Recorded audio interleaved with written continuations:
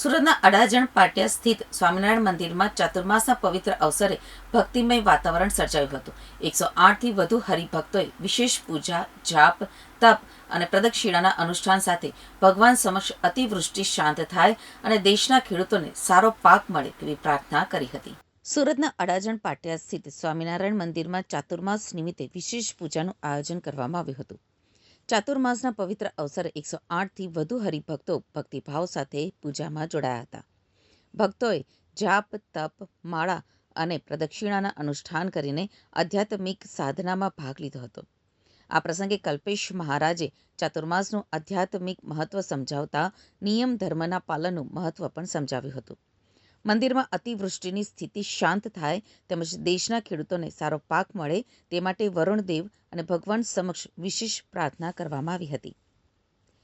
ચાતુર્માસના વ્રતથી આધ્યાત્મિકતા સાથે સ્વાસ્થ્યનો પણ લાભ મળે છે તેવો સંદેશ આપવામાં આવ્યો હતો, જેમાં મોટી સંખ્યામાં હરિભક્તોએ પૂજા અર્ચનામાં ભાગ લઈ ભક્તિમય માહોલ વચ્ચે ધન્યતા અનુભવી હતી। જય સ્વામિનારાયણ। મારું નામ છે કલ્પેશ મહારાજ। સ્વામિનારાયણ સંપ્રદાયની અંદર પાટિયા સ્વામિનારાયણ મંદિરના બધા ભક્તોએ આજે અહીંયા સરસ પૂજા રાખેલી છે ચાતુર્માસની અંદર, કે પોતે નીતિ નિયમ ધર્મ અને મારા મત પ્રમાણે આ ખાલી સ્વામિનારાયણ સંપ્રદાય પૂરતો જ આ ધર્મમાં ચાતુર્માસ નથી, દરેક હિન્દુએ આ ધર્મને અનુસરવું જોઈએ।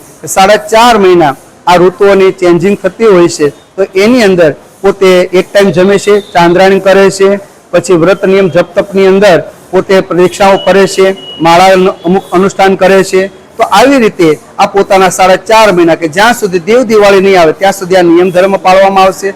અને આમ વ્યવહારિક રીતે જોવા જઈએ તો ચાતુર્માસની અંદર પોતાના શરીરના સ્વાસ્થ્ય માટે પણ એને સારું જીવવું પડે। અને અત્યારે અતિવૃષ્ટિ થઈ રહી છે, તો એના માટે આ બધા ભક્તો બેઠા છે કે આ ઓલ ઇન્ડિયાની અંદર કે ભારતની અંદર જે અતિવૃષ્ટિ, તો વરુણ દેવ થોડા શાંત થાય।